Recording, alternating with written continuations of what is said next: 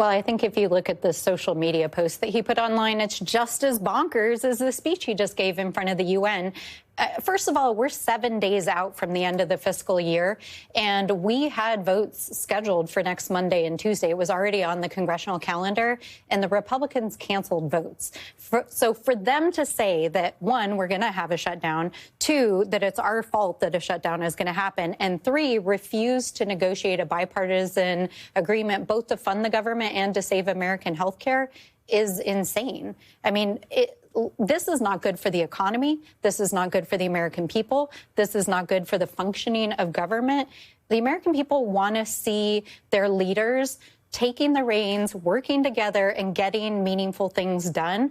And what are they doing 7 days out? They're playing a game of chicken when they still have plenty of time to negotiate a perfectly reasonable agreement to keep the government funded.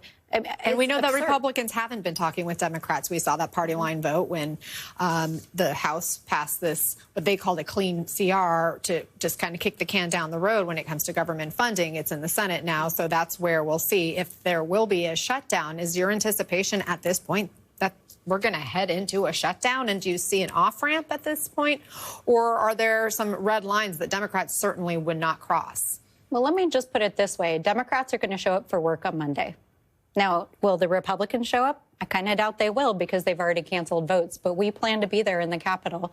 So I think it's going to be very hard for them to claim that they pin the shutdown on us when they've already canceled votes and they control the House, the Senate, and the White House. This is their fundamental constitutional responsibility. Do we want a shutdown? Absolutely not. What we want is to keep the government funded with a bipartisan bill that protects federal programs and restores health care for tens of millions of Americans, because whether you're on Medicaid, Medicare, or you're on the private exchanges that were supported by federal subsidies, you are going to lose health care if we don't address the health care crisis. And so it is fundamentally irresponsible and, frankly, just mean-spirited to the health and well-being of the American people for them to refuse to have a conversation. Let's pivot to what we just heard from the president at the UN General Assembly. I know you're here in New York this week because of it being Climate Week. It's an area of passion for you, and one of the things he touched on there was the climate crisis, but he called it the greatest con job. He said the carbon footprint is a hoax. That was just among the many controversial things he said in front of this UN body. What's your take on what we heard and how it represents the U.S. to the world? Yeah, I mean, I think it's impossible to listen to Donald Trump appearing on the international stage and not think this man is literally unhinged, irresponsible, bizarre, bonkers, ludicrous. I don't even know why his staff are allowing him to stand in front of a mic at this point. It was completely incoherent.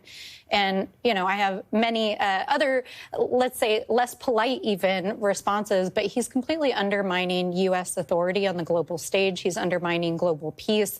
He's calling into question the purpose of the UN. He canceled UN funding.